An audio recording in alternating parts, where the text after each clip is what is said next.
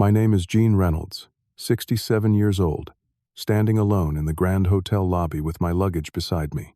I watched my family walk away laughing, completely oblivious to the fact that I had funded this entire luxury vacation.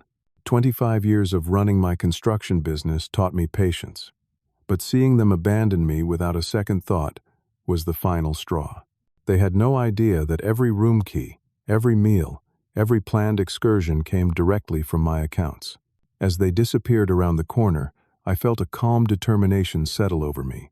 If you have ever felt taken for granted by the people you love most, let me know where you are watching from, and subscribe to join me on this journey of respect and boundaries.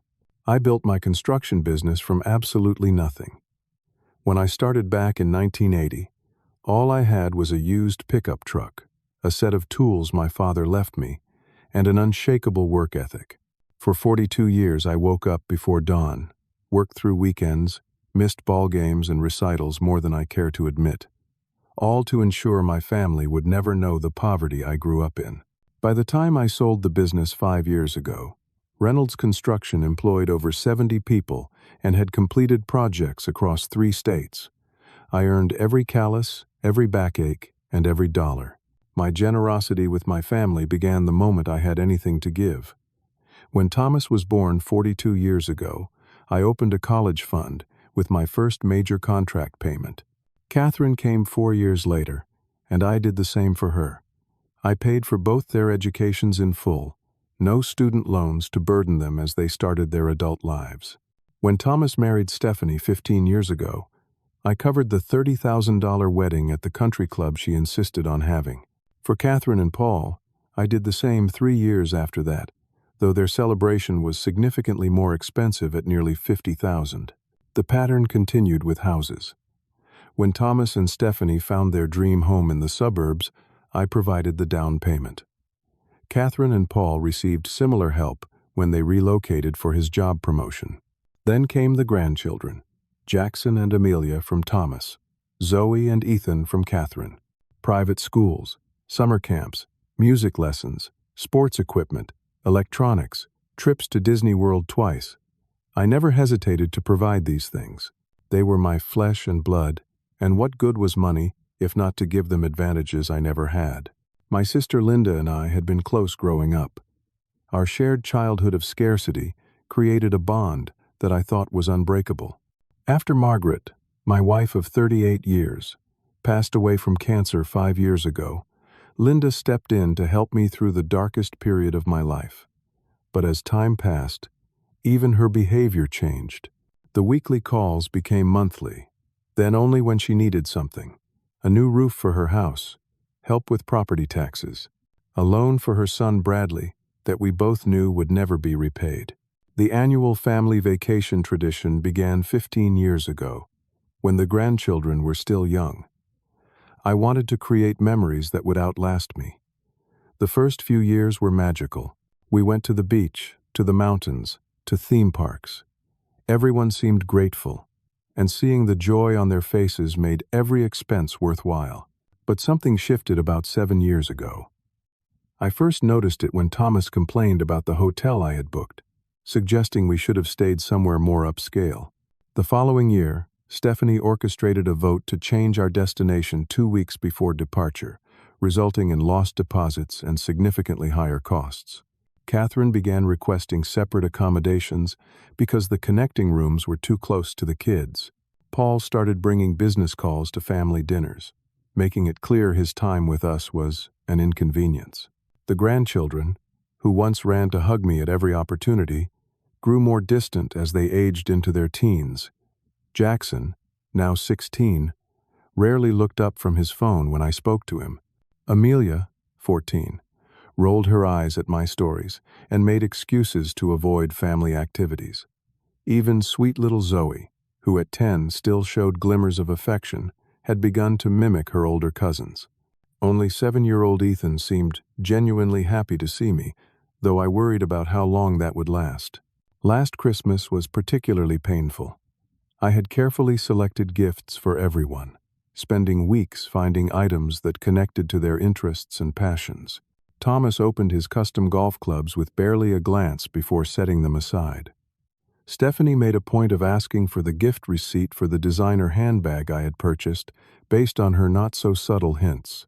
Catherine and Paul gave their presents cursory acknowledgement before engaging in a whispered argument I pretended not to notice.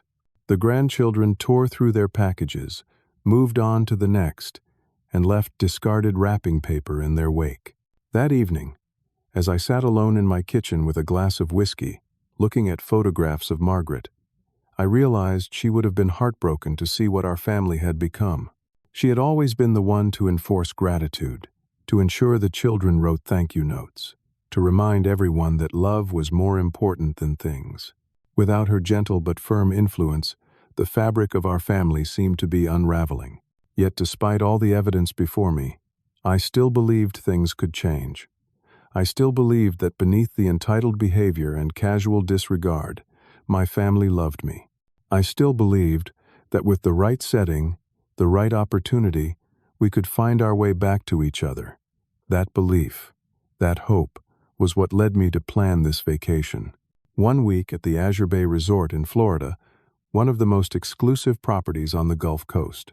I reserved 5 oceanfront suites, booked private excursions, arranged for professional family photographs, scheduled a sunset dinner cruise. This would be the reset we needed.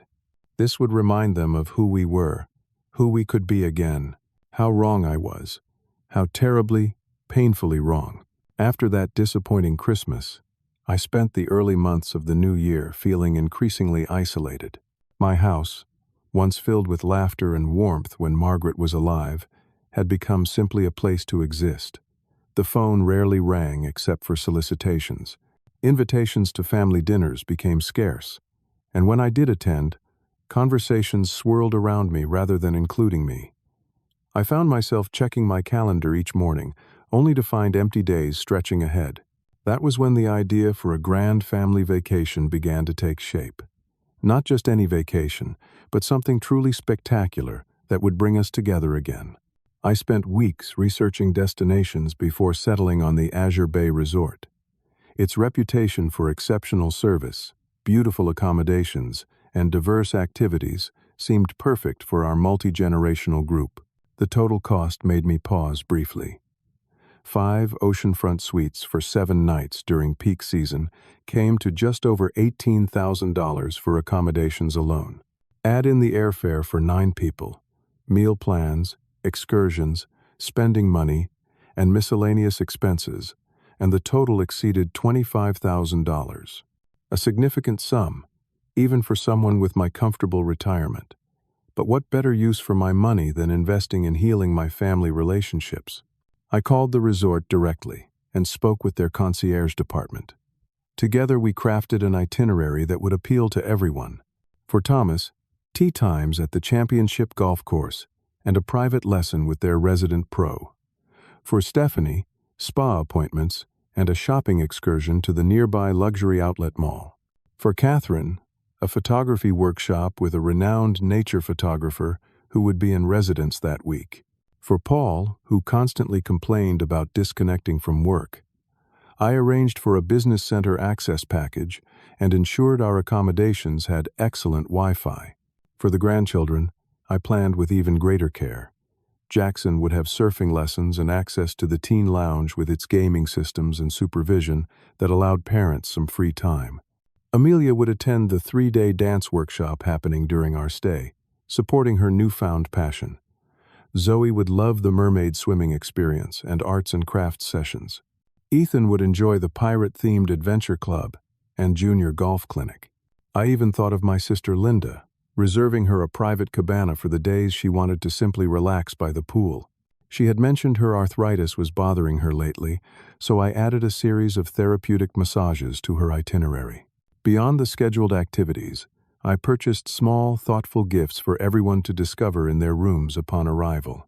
Customized beach bags containing premium sunscreen, personalized water bottles, local artisanal treats, and gift cards for the resort shops. For the grandchildren, I included books by their favorite authors and small electronics they had been wanting. 2 weeks before our departure date, I had lunch with my old friend Frank. We had been friends since high school, worked in the trades together before our paths diverged, and had supported each other through marriages, parenthood, successes, failures, and eventually, widowhood. Frank had watched my family evolve over the decades and never hesitated to offer his honest perspective. As I detailed my elaborate vacation plans, his expression grew increasingly concerned. I took a sip of my coffee. "What is it, Frank? You look like someone just canceled your newspaper subscription." "Gene," he said slowly, setting down his sandwich, "this sounds like a lot. A whole lot of money, a whole lot of planning, and a whole lot of expectation." "Well, sure, it is a lot, but they are worth it." "Are they?" Frank leaned forward. "Because from where I sit, it sounds like you are being treated like an ATM with legs. When was the last time any of them called just to check on you? When was the last time they invited you over without you having to ask? When was the last time they paid for dinner?" His words stung because there was truth in them, but I shook my head, unwilling to accept the implications. "They are busy with their own lives," I defended. "Thomas has his real estate business. Catherine has her hands full with the kids and her part-time job. They do not have the time or resources that I do."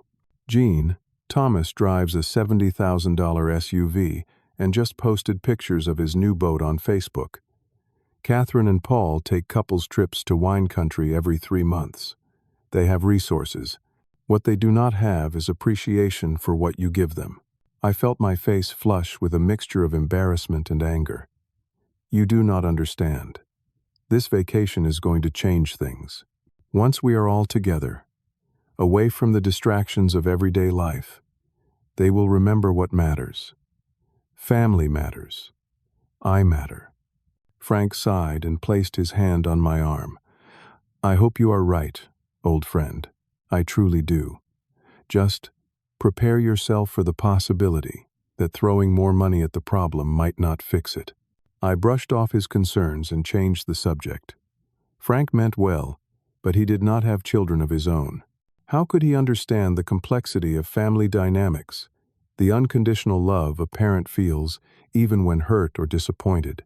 The night before our departure, I sat in my study looking through old family photographs. Thomas taking his first steps, Catherine losing her front teeth. Beach trips where the children built sandcastles with Margaret. Christmases around the tree. Graduations. Weddings. The birth of each grandchild. So many precious moments captured in time. Tears filled my eyes as I came across a photo of Margaret and me on our 30th anniversary cruise, her smile still radiant despite the cancer treatment she was undergoing. She had insisted we take that trip, knowing her time was limited. "Love them, John," she had said one night, as we stood on the deck watching the stars. "Love them, but do not let them take advantage of your generous heart. You deserve respect as much as they deserve your support." I had nodded, not fully understanding what she meant. Now, 5 years later, her words resonated with painful clarity. Nevertheless, as I packed my suitcase and set out the documents for our journey, hope bloomed anew. This vacation would be different. This time, we would reconnect. This time, I would feel like part of the family again instead of just the financial backdrop to their lives. This time, everything would change.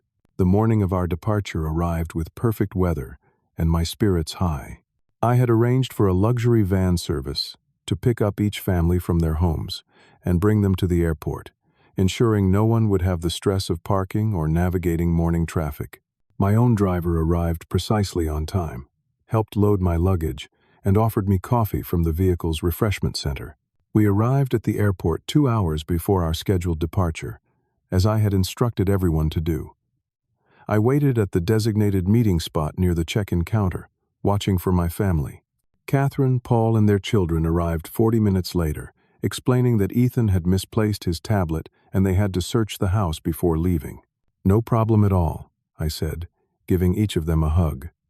Ethan returned my embrace enthusiastically, but the others offered perfunctory pats on my back before turning their attention to the check-in process.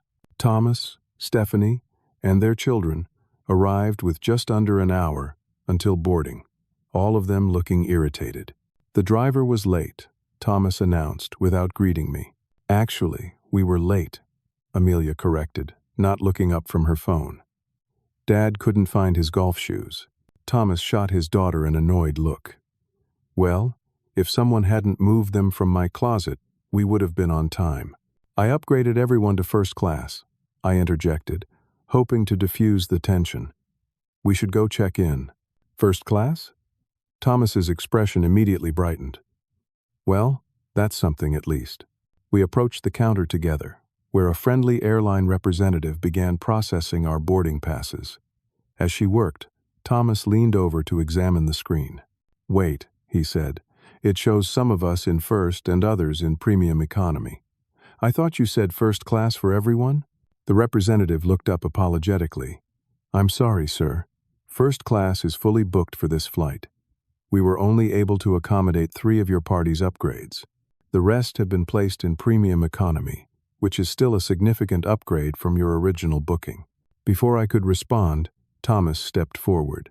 That won't work for us. My wife and I need to be in first class. My father here, he gestured dismissively toward me, can take premium economy with the kids. I felt as if I had been slapped. Thomas, I planned for us all to sit together as much as possible. I thought. Dad, be reasonable, he interrupted. Stephanie gets flight anxiety. She needs the extra space and attention in first class. You'll be fine in premium economy. It's not like you're in basic economy with the common folk. The airline representative looked uncomfortable as she glanced between us. Sir, the passenger who paid for the tickets would need to approve any changes to the assignments. Thomas looked at me expectantly, his expression making it clear he anticipated immediate compliance. After an awkward silence, I nodded my consent, feeling the first real disappointment of the trip washing over me. The flight itself was pleasant enough in premium economy, though I sat apart from the grandchildren who were scattered throughout the section, all engrossed in their devices. I spent the 3 hours reading and occasionally gazing out the window, trying to maintain my optimism for the days ahead. Upon landing, we gathered our luggage and found the resort's shuttle service waiting with our name on a digital display. As the driver loaded our numerous bags into the vehicle, I noticed no one offered to help, not even with my suitcase, despite my recent back problems that the family was well aware of. The 30-minute drive to the resort passed with excited chatter about the amenities and activities, none of which was directed at me. Twice I attempted to share information about the experiences I had arranged, only to be talked over as if I hadn't spoken. The Azure Bay Resort was even more impressive in person than in the photographs. A sprawling Mediterranean-style complex nestled between pristine white sand beaches and lush tropical gardens. The lobby featured soaring ceilings with massive chandeliers, marble floors, and floor-to-ceiling windows, showcasing the turquoise waters of the Gulf. A team of staff members greeted us with refreshing fruit drinks and cold towels. The manager himself came forward to welcome us. Mr. Reynolds, he said, shaking my hand warmly, we're delighted to have you and your family staying with us. Everything has been arranged according to your specifications, and we have a few special surprises in store as well. I felt a moment of pride as I turned to see my family's reaction. They seemed suitably impressed, though I noticed Stephanie immediately whispering something to Thomas while gesturing toward another family being helped by a different manager. The check-in process was smooth and efficient. I handed out the room keys, explaining that I had requested connecting suites for Thomas's family and Catherine's family, with Linda's room across the hall and my own suite at the end of the corridor. You're not next door to us? Catherine asked, frowning slightly. I thought you might appreciate the privacy, I explained. And this way, the kids can move between your rooms without having to go through mine. Was her only response. Neither grateful nor displeased, simply acknowledging the information. After settling into our rooms, I texted everyone to meet for dinner at Coral, the resort's seafood restaurant, where I had reserved a private dining room with an ocean view. I arrived 15 minutes early to ensure everything was perfect, approved the pre-ordered wine selection, and waited for my family to join me. They arrived 20 minutes late as a group, already engaged in animated conversation about a jet ski rental they had spotted near the beach. "I thought we could all have dinner together every night," I said after we were seated. "I've made reservations at all the top restaurants on the property." "Every night?" Paul looked up from his menu with a frown. "Catherine and I were hoping to have a couple of dinners alone. There's a romantic beachfront place down the shore that her coworker recommended." "Oh," I said, trying to hide my disappointment. "Of course, we can adjust the reservations. And we probably won't make breakfast most days," Stephanie added. "Thomas and I prefer to sleep in during vacation. The kids can order room service." I nodded, mentally recalculating the meal plan I had carefully structured and prepaid. "No problem. It's your vacation to enjoy as you wish." The dinner itself was exquisite, with fresh seafood prepared to perfection and impeccable service. I had selected a special wine from the year Thomas was born, hoping to create a meaningful moment. But when I pointed this out, he merely glanced at the label and said, "Neat?" before returning to his conversation with Paul about fantasy football.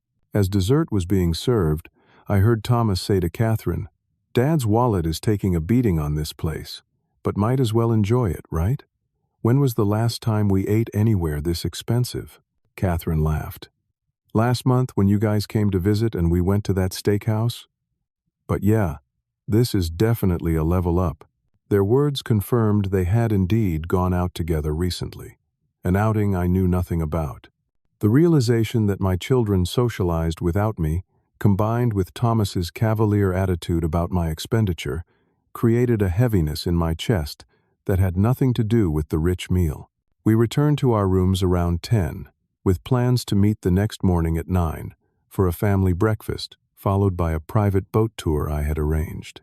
As I prepared for bed in my luxurious but empty suite, I reminded myself that this was only the first day. Things would improve as everyone settled into vacation mode and the special experiences I had planned began to unfold.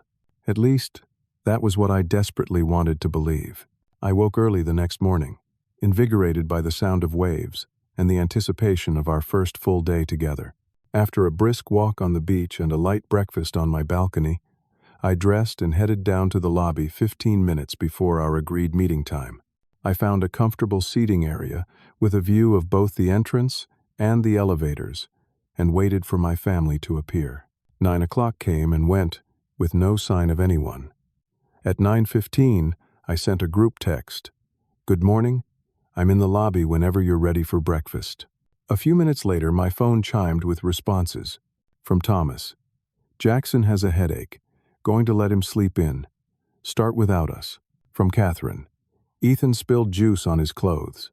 Need to get him changed. We'll try to hurry." From Linda, "Sorry, Jean. My arthritis is acting up. Going to rest this morning."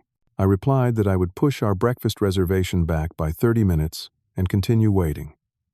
By 9:45, only Catherine, Paul, and Ethan had appeared. "Where are Zoe and Amelia?" I asked, noticing the absence of Catherine's older child and Thomas's daughter.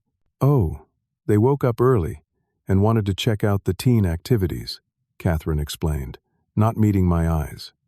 "We told them to go ahead since we were running late." We proceeded to breakfast as a group of 4, where conversation revolved around Paul's work calls that he absolutely had to take later that day. Catherine spent most of the meal on her phone, occasionally showing Ethan videos that made him giggle. Neither of them asked about the boat tour I had planned, or showed any interest when I tried to discuss it. By 11:30, it was clear that we would miss our noon departure for the boat tour. I excused myself to call the concierge and see if we could reschedule, accepting the rescheduling fee without complaint. When I returned to the table, Catherine and Paul were standing to leave. "Ethan wants to try the water slides," Catherine explained. "We're going to take him to the pool, but what about the boat tour? I've rescheduled for 3 o'clock, I said. Paul checked his watch and frowned. "That's right when I have my conference call. Sorry, Jean, we'll have to miss it." "Catherine could still come with Ethan," I suggested, "and maybe Zoe too, if we can find her." Catherine shifted uncomfortably. "Actually, I promised Stephanie we'd meet up at the pool. She texted while you were gone. The kids are all there together now." "I see," I said, trying to keep disappointment from my voice. Well, perhaps Thomas and Stephanie would like to join me on the boat? You could text them, Catherine suggested, already turning toward the exit. We should get going before Ethan gets impatient. I spent the next hour sending unanswered texts to Thomas and Stephanie, and eventually to Linda as well. Finally, I called the concierge and canceled the boat tour entirely, accepting the substantial cancellation fee on top of the rescheduling fee. Feeling restless and excluded, I decided to find my family at the pool. As I approached the main pool area, I scanned the crowded lounge chairs and cabanas, but saw no sign of them. I asked a staff member who checked her tablet and informed me that none of my family members had checked into the main pool area that day. Confused, I opened Instagram on my phone to check if anyone had posted. There, at the top of my feed, was a story from Stephanie.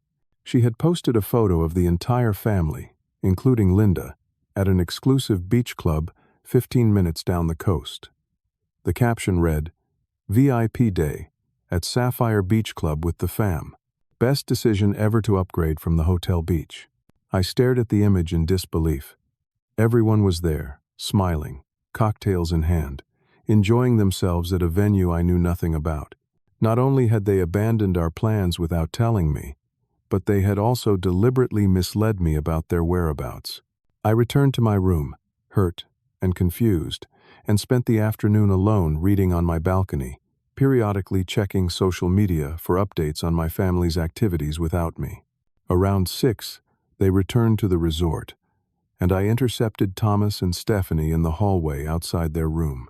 "I saw you all went to a beach club today," I said, trying to keep my tone neutral. Thomas had the decency to look slightly embarrassed, but Stephanie just smiled. "It was amazing.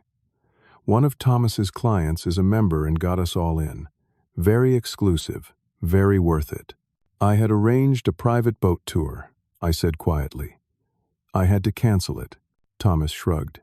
"Dad, stop being so controlling. We are on vacation. The whole point is to be spontaneous and enjoy ourselves. Spontaneous would be telling me you had other plans." This was... I struggled to find the right word. This was coordinated. Everyone knew except me. "You need to lighten up," Stephanie said, keying open their door. "We're going to rest before dinner."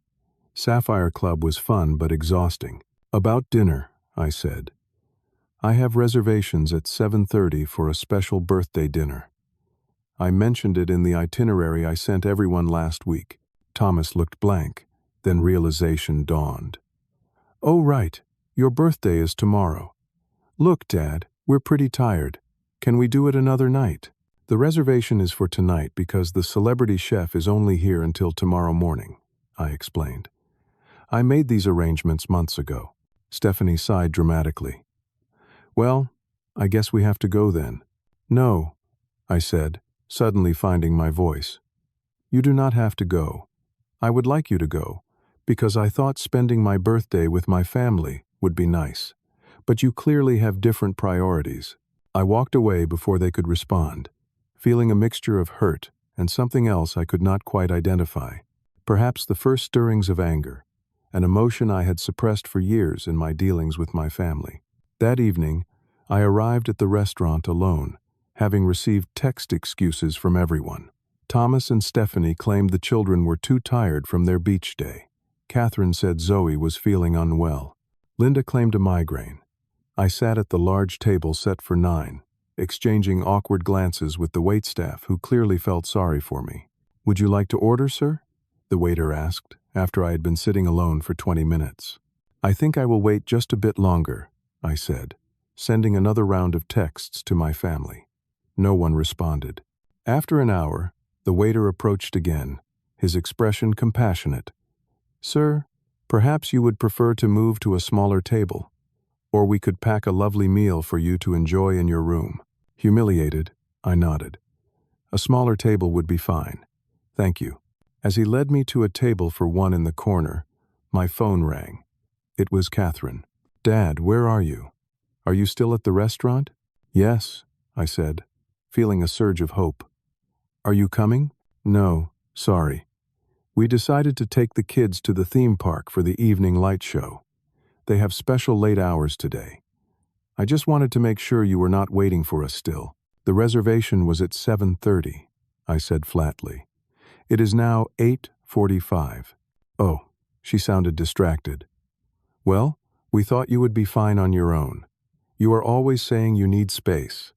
Anyway, we will see you tomorrow, probably for dinner, if not before. The call ended before I could respond. I sat at my small table, ordered the least expensive item on the menu despite having prepaid for the chef's tasting experience for 9 people, and ate without tasting anything. The birthday dessert arrived with a single candle, and the staff sang a subdued version of the birthday song. Their eyes filled with pity. I left as quickly as politeness allowed and walked along the beach for over an hour, trying to process the day's events. The night was beautiful, with a full moon casting silver light across the gentle waves, but I felt only an expanding emptiness inside. When I finally returned to the hotel, emotionally exhausted and ready for the solitude of my room, I spotted my entire family in the lobby.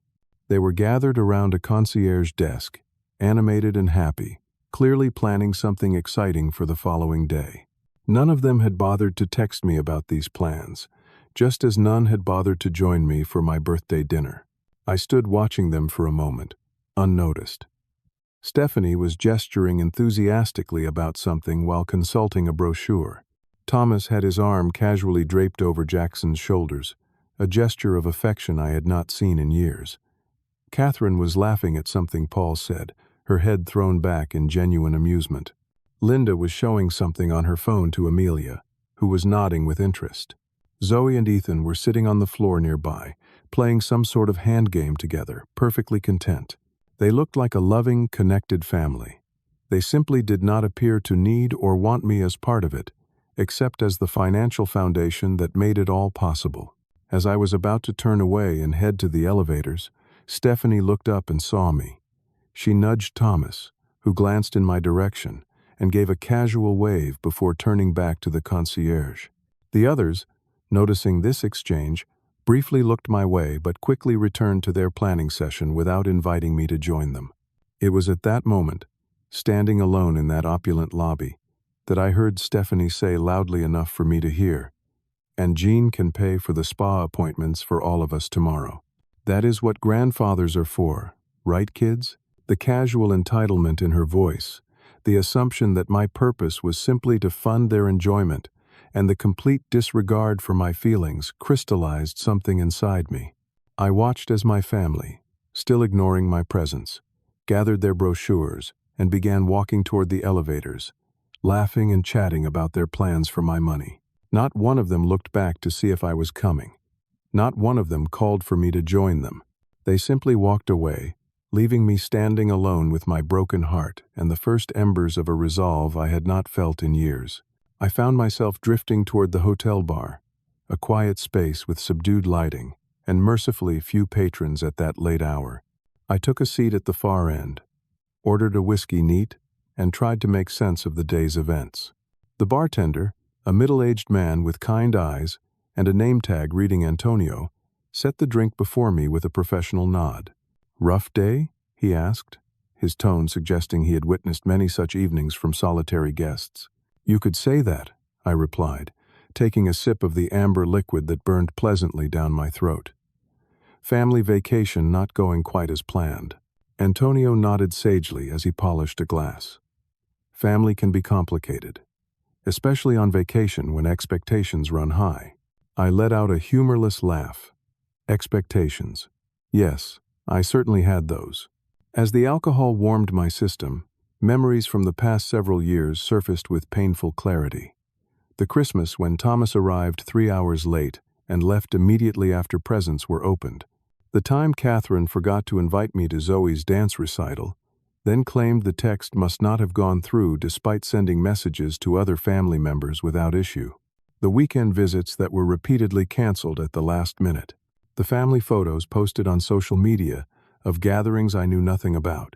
Margaret's voice echoed in my mind, a conversation from the final weeks of her life when pain medication made her unusually direct.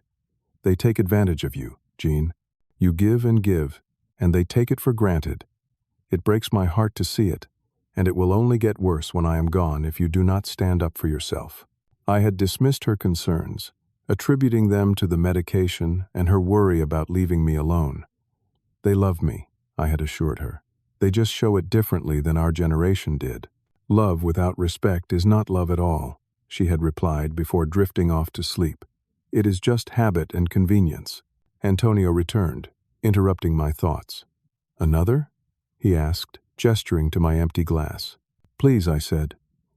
As he poured, I found myself asking, "Have you ever felt invisible to the people who should see you most clearly?" He paused, considering the question. "My mother lives with my sister now. Has for 7 years.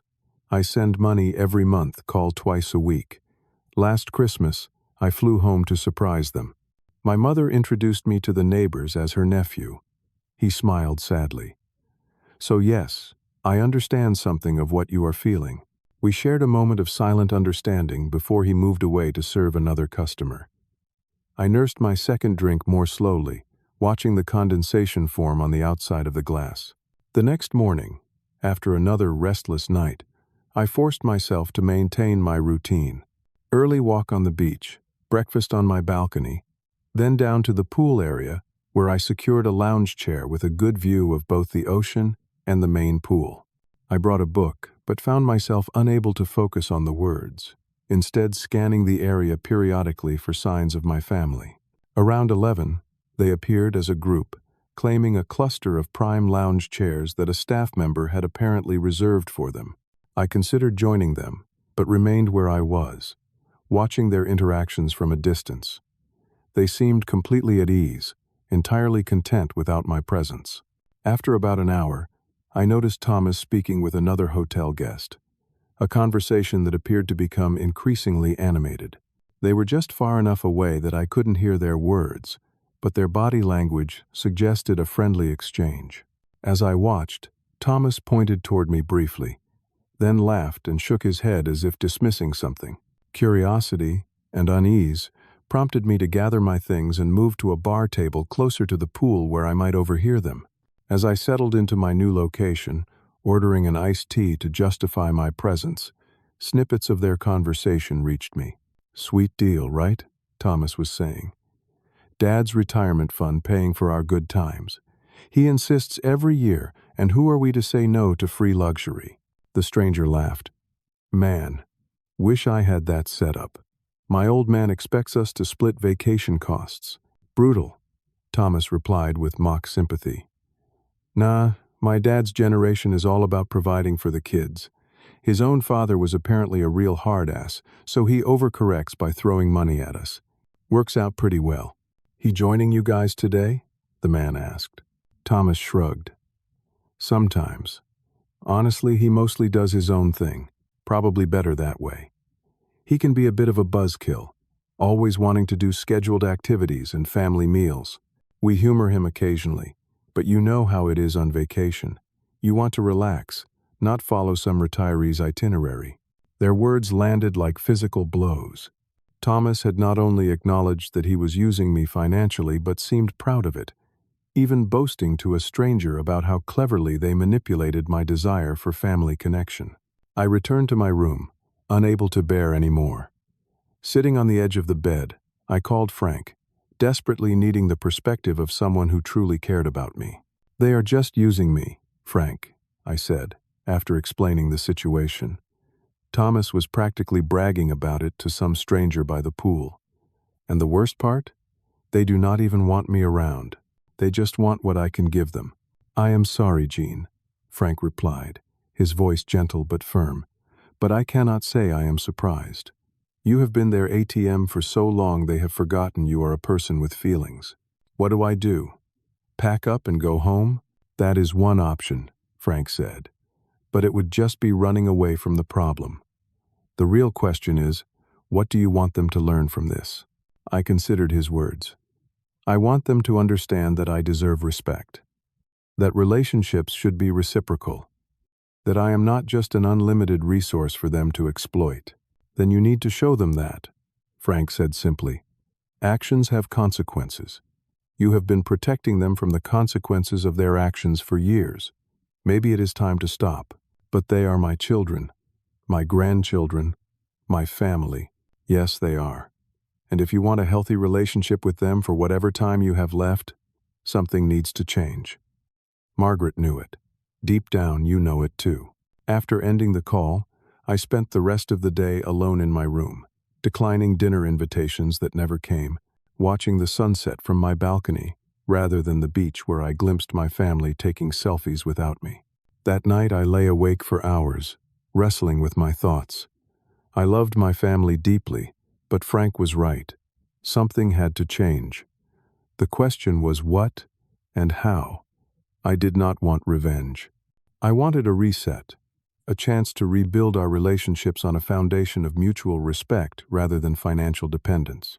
Around 2 in the morning, a hotel bill was slipped under my door, a routine mid-stay summary of charges. As I glanced over it in the dim light, noting the thousands of dollars in room charges, meal costs, spa appointments, and excursion fees, an idea began to form. The realization came slowly at first, then with gathering certainty. The source of my power in this situation was the same thing they valued most about me, my financial support. They had taken for granted that it would always be there, unconditional and unlimited. What if, for once, it was not? This was not about punishment. It was about boundaries, about consequences, about teaching a difficult but necessary lesson, about appreciation and respect. I did not sleep the rest of that night, considering every angle of my plan, imagining the potential outcomes, preparing myself emotionally for what would likely be a painful confrontation. But underneath the anxiety was a growing sense of purpose, of rightness. Margaret would have approved, I thought. She would have said it was long overdue. By dawn, my decision was made. I would act not out of anger, but out of a deep commitment to truth and the hope for healthier relationships in whatever years I had left. I would risk their temporary hatred for the possibility of genuine connection in the future. As the first light of day filtered through my curtains, I felt a strange calm settle over me. For the first time since Margaret's death, I was choosing to honor my own worth, rather than buying affection that never seemed to materialize. Whatever happened next, I would face it with the dignity and strength that had built my business and supported my family for decades. It was time for Gene Reynolds to stand up for himself. I began implementing my plan with methodical precision, starting with a visit to the front desk at 6:30 in the morning when the lobby was nearly deserted. I asked to speak with the manager and was introduced to Grace Alvarez, a composed woman in her 40s with an air of quiet competence.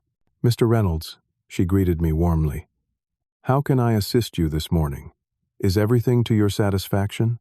"The resort is exceptional," I assured her. "My concerns are of a personal nature. Is there somewhere we might speak privately?" She led me to a small office behind the reception area and gestured for me to take a seat. "Now, how can I help?" I explained my situation honestly, but without self-pity, detailing the family dynamics, their behavior during our stay, and my decision to create some necessary boundaries. "Essentially," I concluded, "I need to make arrangements to secure my own accommodations separately from my family's, and then I need to cancel payment for their rooms effective tomorrow morning." Grace's professional demeanor never wavered, though I detected a flash of understanding in her eyes. "I see. We can certainly arrange a new room for you under a separate folio. Regarding the cancellation of the other rooms, as you are the guarantor on the reservation, that is your right. However, I should inform you that the occupants will be required to provide their own payment method tomorrow, or they will need to vacate the rooms." "I understand," I said. "That is precisely the point." "May I ask," she said carefully, "if your family is aware of this change?" "They are not, and I would appreciate your discretion until tomorrow morning." She nodded, her fingers moving efficiently over her keyboard. "We have a junior suite available in the north wing, well away from your family's current rooms. Would that be suitable?" "Perfect," I agreed. "And for the remaining rooms, would you like us to inform the occupants of the payment issue, or would you prefer to discuss it with them yourself?" I considered this. "I think it would be best coming from the hotel. Standard procedure. A wake-up call at 7, followed by notification that the payment method is no longer valid, and a new one must be provided by checkout time. Grace completed the arrangements with professional efficiency, providing me with a key to my new accommodations and assuring me that my belongings would be transferred discreetly while my family was at breakfast. One last thing, I added. I have prepaid for various excursions and amenities for my family. I would like to cancel all of those as well, effective immediately. She consulted her computer. That includes the sunset cruise tomorrow, 4 spa appointments, golf lessons, the kids' adventure camp, and the photography workshop, correct? All of it, I confirmed. Whatever refund policies apply, I accept. With the arrangements complete, I spent the rest of the day in my new suite, ordering room service and alternating between periods of calm certainty and waves of anxiety about the confrontation to come. I ignored all texts from my family, who seemed to notice my absence only when they wanted something. From Thomas. Dad, can you watch the kids tonight? Stephanie found an adults-only beach party. From Catherine. Where are you? Zoe needs money for the gift shop. From Linda. John, could you book me another massage? The first one was wonderful. Their messages reinforced the rightness of my decision, while simultaneously breaking my heart with their transactional nature. I slept fitfully that night, waking frequently to check the time, my mind racing with imagined scenarios of the morning to come. At 6:30, I dressed carefully in my best casual attire, a subtle armor for the battle ahead. At precisely 7 o'clock, I positioned myself in the hotel restaurant, selecting a table with a clear view of the elevators but partially screened by a decorative plant. I ordered coffee and waited, my heart pounding despite my outward calm. The next hour unfolded exactly as I had anticipated. First came the confused text messages in the family group chat. Thomas, why is the hotel saying there's a problem with our rooms? Catherine, same here. They're claiming the payment method is invalid? Linda, Jean, are you seeing these messages? Something's wrong with the hotel billing.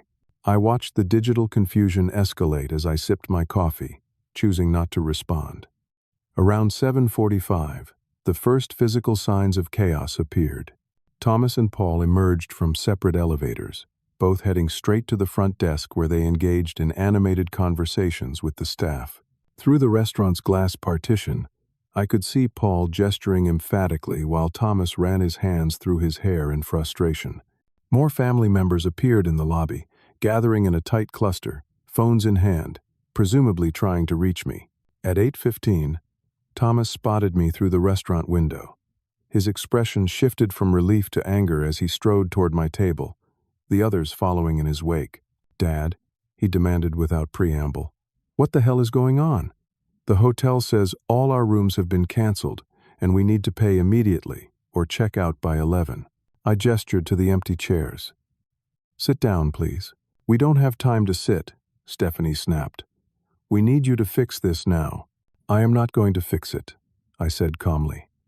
The situation is not a mistake. It is a decision I made.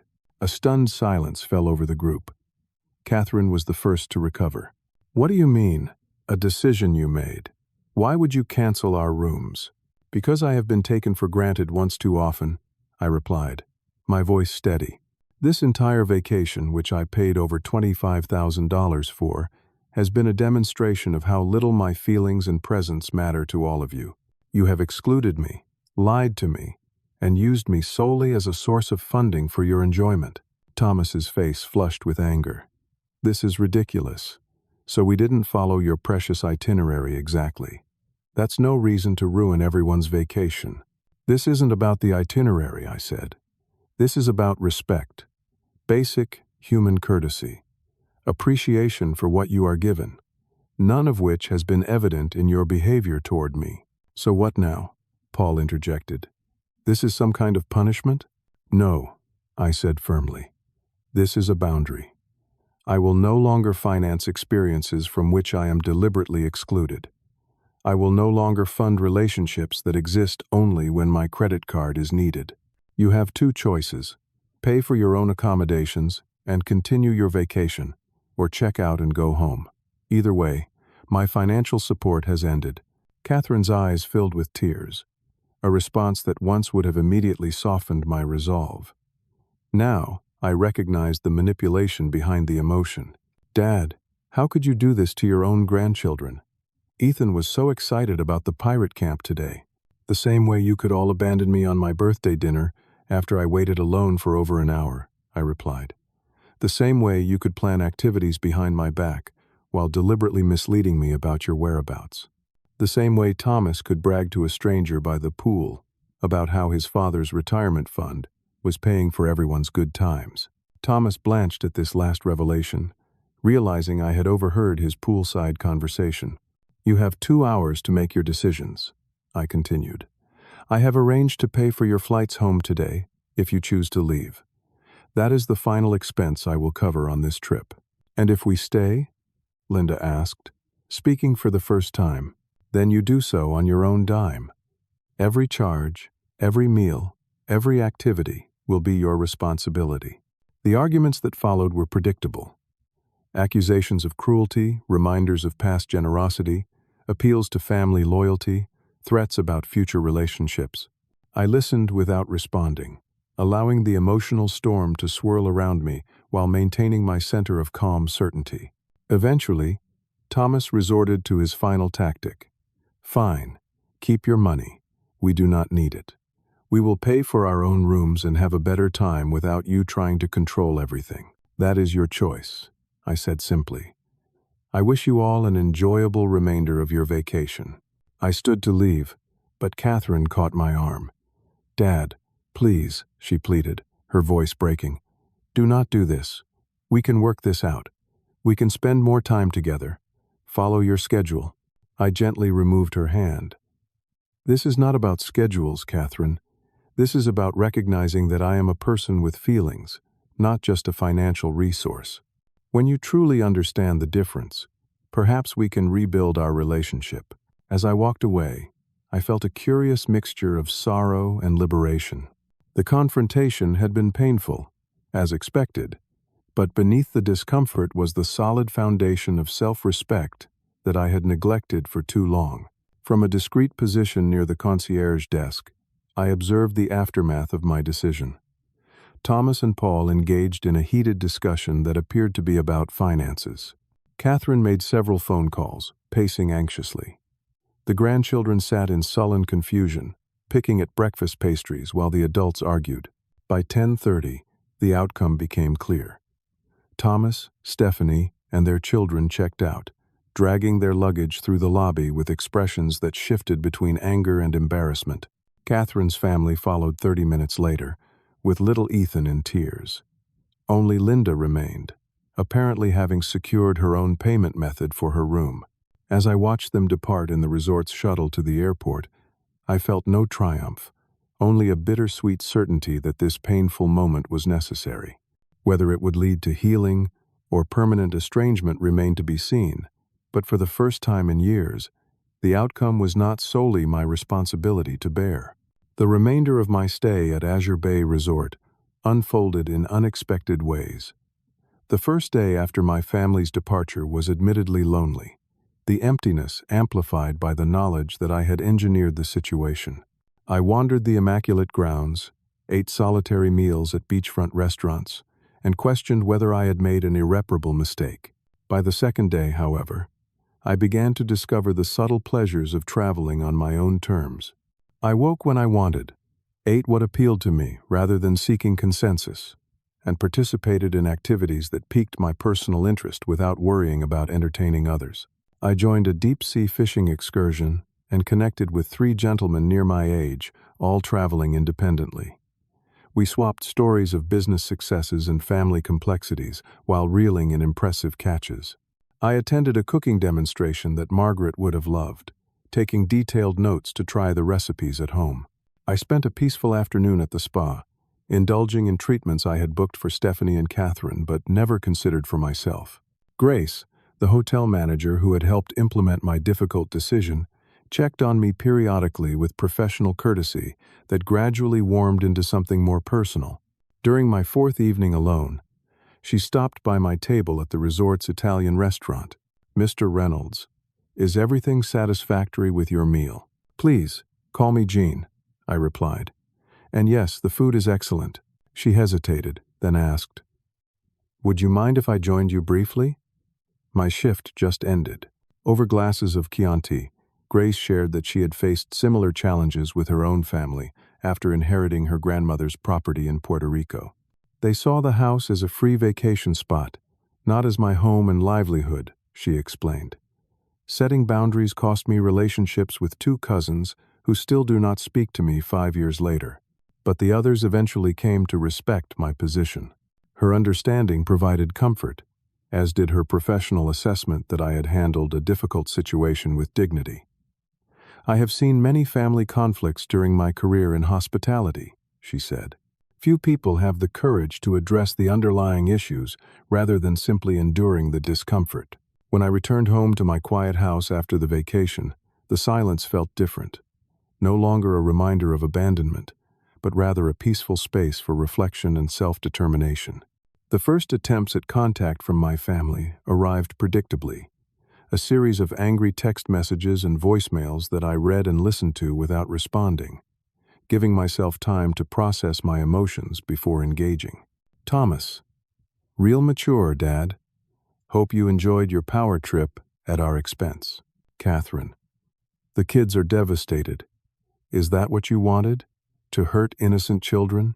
"Linda, Jean, you need to make this right. Family should come first." I allowed 3 days to pass before responding with a single message to our family group chat. "I am home safely. I am open to conversations about our relationships when you are ready to discuss mutual respect rather than financial expectations." The silence that followed lasted nearly 2 weeks. I used that time productively, calling Frank daily for support, beginning a journal to clarify my thoughts, and contacting a family therapist for guidance on healing fractured relationships. I also reviewed my financial plans with my advisor, establishing clearer boundaries around gifts and support for my children and grandchildren moving forward. The first breakthrough came from Catherine, who called one afternoon while I was gardening.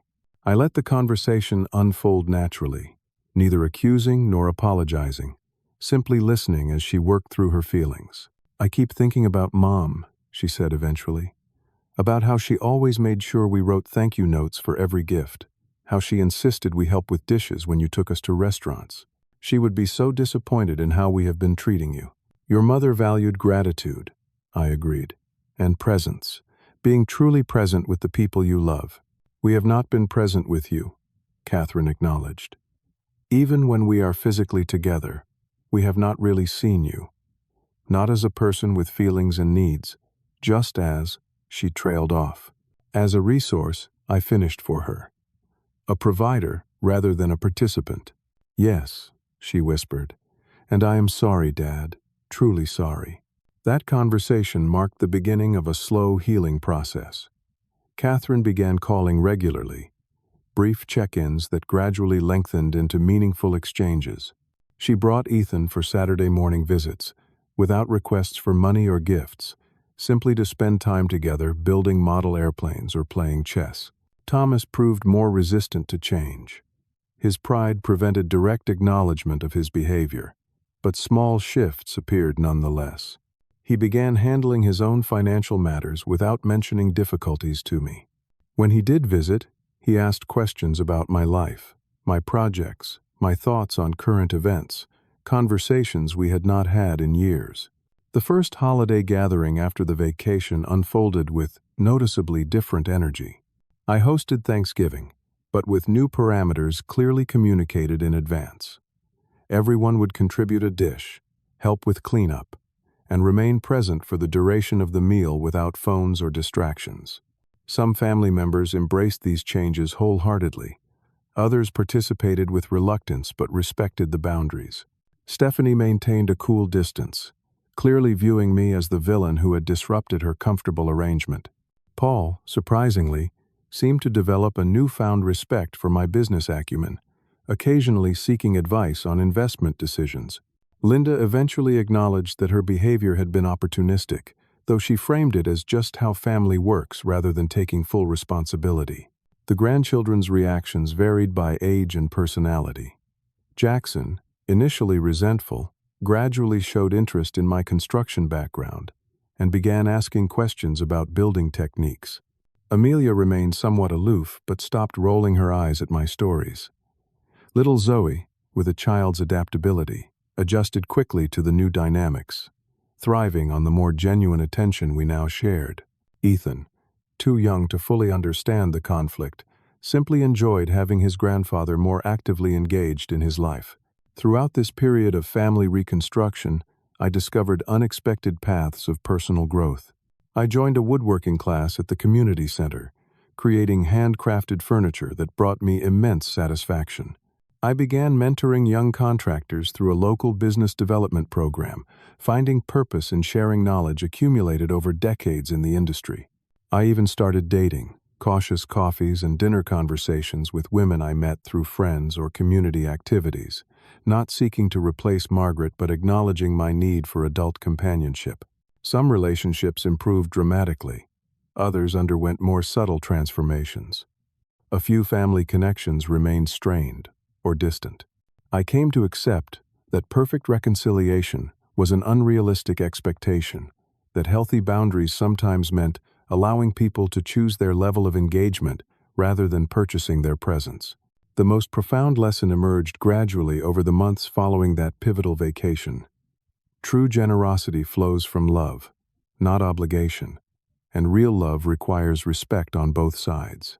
By establishing boundaries, I had actually created space for more authentic relationships to develop, relationships based on mutual care rather than financial dependency. Margaret had been right all along. Love without respect is merely habit and convenience. Real love acknowledges the worth of all involved, honors their humanity, and recognizes that meaningful connection cannot be bought or sold, but must be cultivated through presence, appreciation, and genuine regard for one another's well-being. As I sit on my porch this evening, watching the sunset paint the sky in shades of amber and rose, I reflect on the journey of the past year with its painful confrontations and gradual healing. The path has not been easy, but it has led to a place of greater authenticity and peace. My relationship with my family continues to evolve, sometimes stumbling backward before moving forward again, but always with a new foundation of honesty that was missing before. The greatest gift I could give my family, it turns out, was not financial support but the example of self-respect. By valuing myself enough to establish boundaries, I showed them the dignity and courage I hope they will carry forward in their own lives and relationships. Have you ever had to make a difficult choice between keeping the peace and standing up for your own value? I would love to hear your experiences in the comments below. If this story resonated with you, please like and subscribe to join me for more reflections on family, respect, and the courage to create healthier relationships. Share this video with someone who might need encouragement to establish their own boundaries. Thank you for walking this path with me today. Remember, it is never too late to teach others how to treat you with the respect you deserve.